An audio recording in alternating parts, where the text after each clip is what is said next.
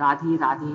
अब मैं मुक्ता ज्योति समाधान केंद्र की ओर से मुक्ता दीक्षित अब आपको जन्म कुंडली में यदि आपको दरिद्र योग बना है या महादरिद्र योग बना है तो इसका जीवन पर बहुत प्रभाव पड़ता है, क्योंकि दरिद्रता के समान दुख देने वाली जीवन में और कोई चीज नहीं रहती है। इसलिए ईश्वर ना करे किसी को इस प्रकार का कष्ट उठाना पड़े। मैं कुंडली के हिसाब से ही वर्णन करती हूँ, क्योंकि ज्योतिष के अनुसार ही सारी चीजें घटित होती हैं। अब कुंडली में महादरिद्र योग कैसे बनता है? लाभेश यदि 6वें 8वें 12वें स्थान में हो, लाभेश नीच का हो, अस्त हो, पाप पीड़ित हो, तो मनुष्य को महादरिद्रता का योग बनता है। ऐसा जातक तत्व ग्रंथ में लिखा हुआ है। मेरे द्वारा जो भी जानकारी दी जाती है वह सभी शास्त्र सम्मत होती है, शास्त्र में लिखी हुई होती है, वही मैं आपको बताती हूँ।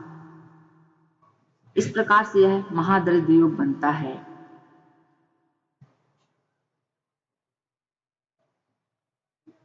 यदि आपका दशमेश, तृतीयेश और भाग्येश निर्बल हो जाता है, नीच हो जाता है, अस्त हो जाता है, तो ऐसे जातक की कुंडली में भिक्षुक योग बन जाता है।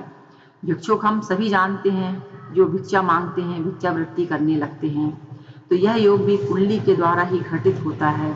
अब चाहे हर किसी के बस की बात नहीं रहती कि जीवन में वह अपनी पत्रिका दिखवाए, बनवाए, लेकिन जो योग रहते हैं, कुयोग सुयोग पा करके वे घटित होते रहते हैं। ऐसा रामायण जी में भी लिखा हुआ है।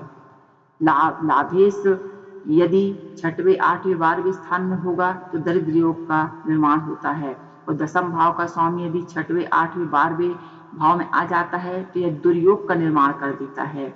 इस प्रकार से ये छोटी चीजें मिलकर के बड़ी बन जाती हैं, और मान लीजिए इन्हीं की ग्रह दशाएं, अंतर्दशाएं सब एक साथ मिलके व्यक्ति के जीवन में आ जाती हैं, तब पूर्णतः व्यक्ति को दरिद्रता का जीवन निर्वाह करना पड़ता है।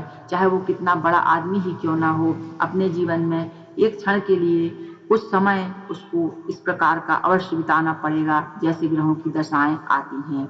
महाराणा प्रताप की कुंडली में दरिद्र योग बना हुआ था। उनके जीवन में सब सुख था, उनने पूर्ण अवस्था सुख भी थी, लेकिन एक समय ऐसा आया कि अपना वो पूरा राजपाट छोड़ करके जंगल की ओर चले गए। तो इस प्रकार से दरिद्र योग जो रहता है वह घटित होकर रहता है यदि उनकी दशाएं अंतर्दशाएं आ जाती हैं। तो कुंडली के हिसाब से ही पूरा जीवन यापन व्यक्ति का चलता है।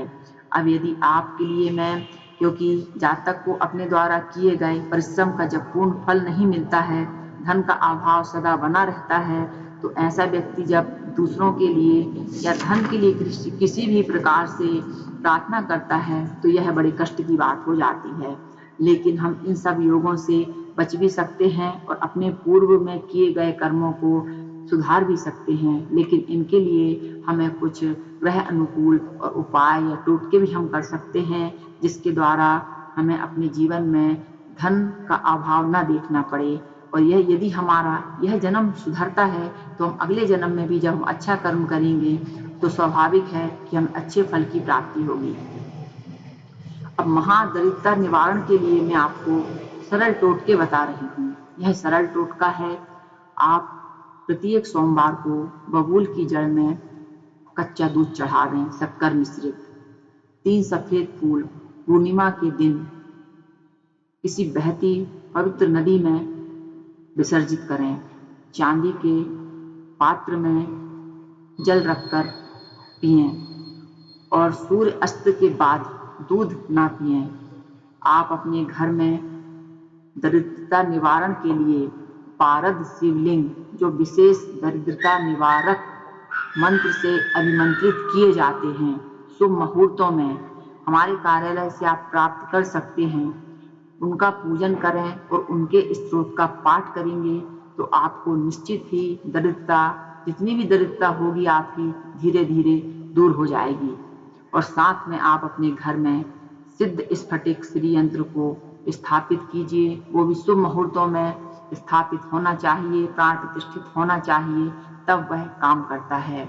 और नियम से इनका पूजन करते रहने से व्यक्ति के घर से दरिद्रता चली जाती है।